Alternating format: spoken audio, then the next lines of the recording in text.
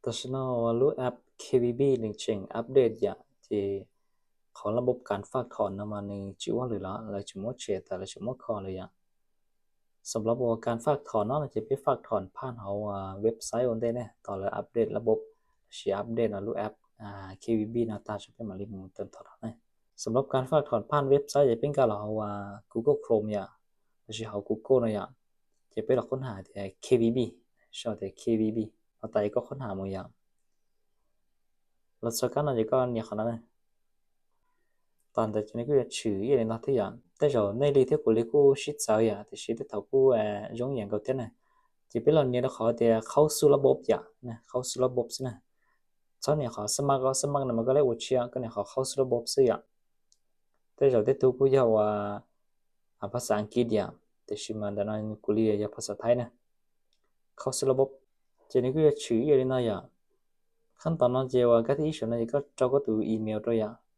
เขาที่เขาการนั่นจะก็โชว์ก็ตัวรหัสผ่านตัวนะรหัสผ่าน KVB ตัวอย่างเขาก็โชว์ตาจีก็เราเนี่ยขอสำเร็จแล้วนะเพื่อเข้าสู่ระบบเขาก็เนี่ยตาจีนี่ก็จะชื่ออะไรนะอย่างจีก็เราเนี่ยเขาสามคิดเนี่ยโชว์จีก็ชนะจีก็จะปล่อยต่อแต่ในเมื่อเขาฝากถอนอย่างไรอย่างเขาก็เนี่ยโชว์ชื่อตาในอย่างจีก็สาถอนนี่ก็ถอนแล้วก็สาฝากยี่ฝากต่อนะขั้นตอนในการฝากที่ถอนจะยงเก๋จะวิดีโอเคให้เรา YouTube ใช่ไหมเราชื่อว่ายงเก๋อย่าเรียกว่าการถอน thế cần tờm nhưต่อรูปแอปซีอันชิ้นยอดชิ้นนะปิดสิที่ก็เนี่ยเขาฟังเงียอย่า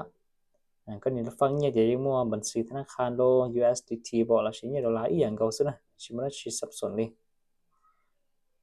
พอมันตัวการถอนละอีอย่างเก่าซิอ่ะชิ้นมันชิ้นยอดเชียเลยนะชิ้นมันชิ้นสับสนที่นะก็เนี่ยเขาถอนจะยังมัวอย่างเก่าซิอ่ะอีอย่างเก่าดูโลซินะแต่ชิ้นมาช่วยให้ที่เขาเนี่ยว่าการถอนผ่านเว็บไซต์อะไรเดียวเดี๋ยวในรูปแอปจะมีกู้ชิงแต่เนี่ยขั้นตอนการอัปเดตนะ จีว่านี่ง่ายๆอย่างนี้นะสำหรับการฝากที่การถอนในอย่างจีนั่นที่ต้องการเชื่อมันละใช้แต่วิดีโอเนาะเขาจะแต่เอาที่เขาชิงการเชื่อจงเราส่งแล้วนั่งกูแล้วตอนนี้